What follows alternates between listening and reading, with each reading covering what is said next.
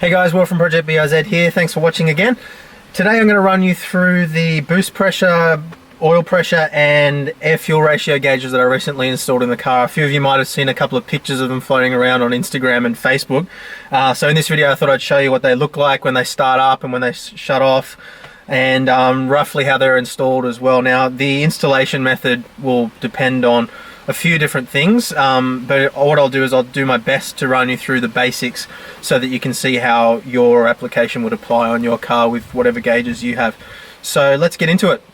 Alright, so this is what the gauges look like installed. Now you can see I've got this gauge pod here which replaces the factory air conditioning vent there, and that's from a company called Block 8 Head, which is a really interesting name, but they're a US based company and the guy hand makes them himself, and that was the best option that I could see available for this. Now the reason I like it so much is that it's not above your line of sight. Like, it's actually, I'm holding the camera where my head would sit when I'm driving right now, and you can see it's not above the line of sight of the bonnet, so it's legal from that perspective. It's not sitting higher up than the gauge pod, and it also doesn't interfere at all with the airbag, which pops out here as well. Now I don't know if you guys are aware, but the airbag pops out. I'll show you on this side so the light's a bit better. So the airbag pops out here, but it peels out, but it only actually comes down to about here. So the airbag runs about there. So having the gauge pod there doesn't interfere at all. This panel just kind of pops out and the airbag comes sort of down. So it doesn't interfere with that at all. And yeah, it doesn't block your line of sight at all. And it looks really, really professional as well.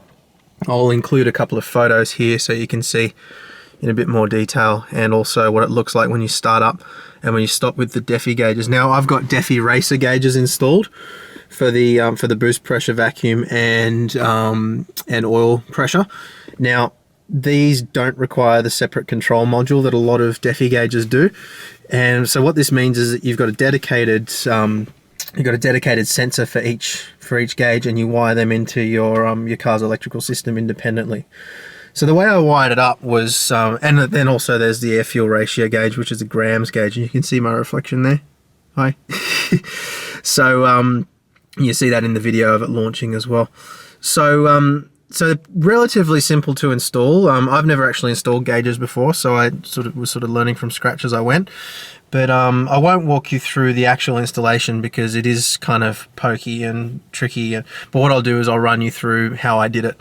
So wiring wise, what I did was I wired all three gauges together. Now you've got a battery power on for the Defi gauges, and what that does is that provides the battery power for the opening and closing ceremony when the ignition isn't quite on yet.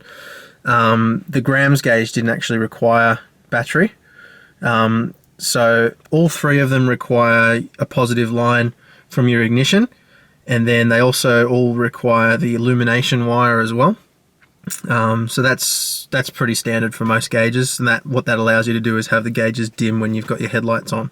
So what I did was I just pulled the head unit out and I tapped into the ground, the illumination, the battery power and the ignition power that was going into the head unit, and then just ran cables down underneath down to here, and there's a little junction under here, and then you can see my OBD2 Bluetooth plug there as well.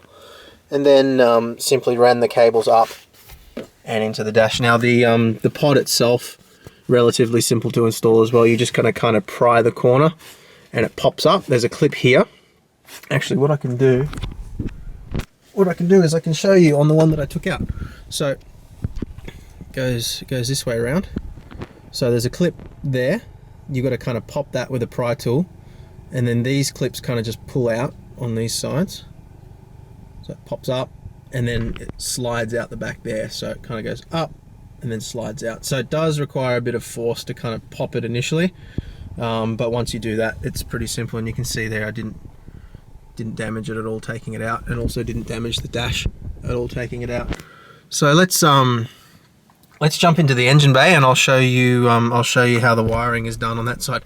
What I did was I ran, and it's a little bit windy outside, so hopefully it's not too bad. I ran all the cables through the grommet in the firewall here. You can see there, running through where that sound tube would normally be. Obviously in my car I don't have a sound tube anymore because of the supercharger, So that's where I ran my cables through, and you can see in the engine bay the cables are running through the firewall there. Now I'll start with the air fuel ratio sensor. So that's plugged into the headers at the front here. You can see that cable there.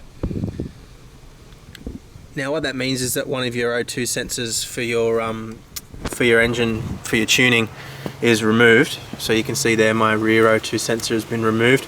That's also been removed in my tune. So it's not necessarily, if you are running a standard tune and you want to run one of these sensors, you can either you can weld in an extra bung into your headers, but in my case I didn't need to do that. So the cable just runs up, runs to here, and then just runs down through the firewall using that bracket.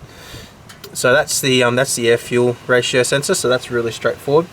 Next we'll take a look at the oil pressure sensor. So my sandwich plate for my oil cooler actually has a little port there pre-installed for a sensor, so all I had to do was just wind that little grub screw out, install my pressure sensor, and check that there's no leaks. Obviously I wrapped it with a little bit of plumber's tape just to make sure when I installed it, and then the cable just runs through underneath the inlet manifold, and then up and across and down under the firewall, or through the firewall there. So that one was pretty straightforward as well. Then lastly I've got my boost pressure sensor, which you can see is just screwed on here. It's a boost pressure sensor there. Now if you're running a mechanical sensor, or a mechanical gauge, then what you would do is you tap into your vacuum line and then you just run that line through the firewall.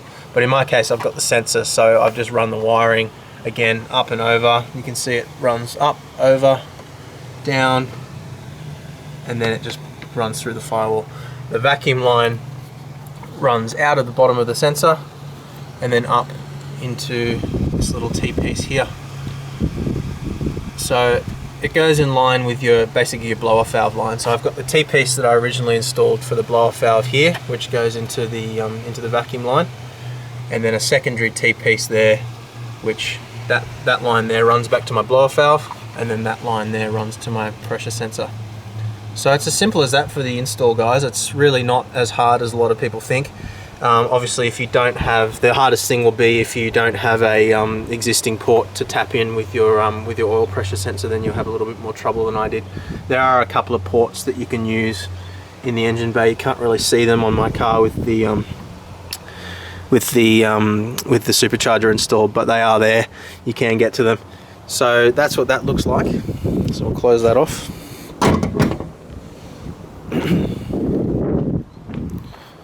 Jump back in the car again.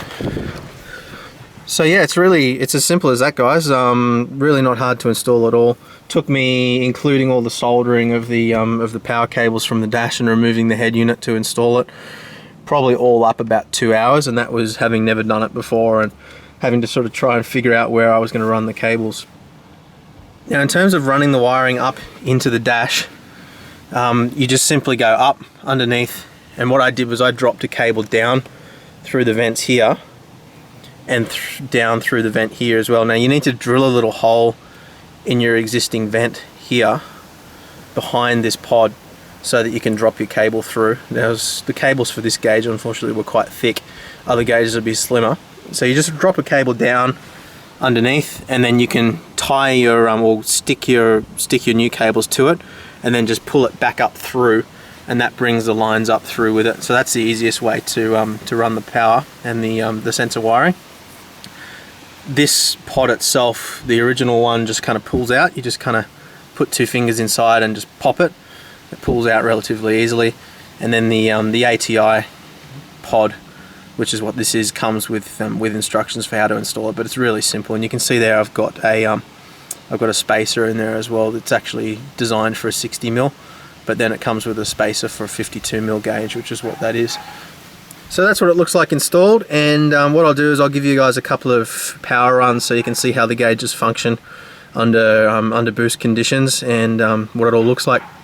One thing that I was really interested was the oil pressure. I was really surprised that when I first start the car, and I'll do it now,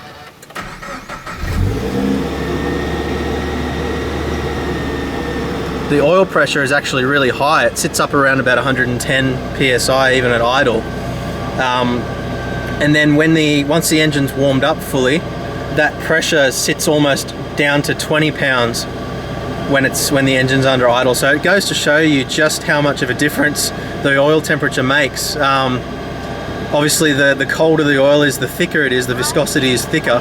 So it just goes to show you how you really don't want to be thrashing your car until the oil's fully up to temperature. So so that's just one little interesting bit of information there for you as well. So I'll show you a couple of power runs as I'm driving along, and thank you very much for watching, and we'll see you next time.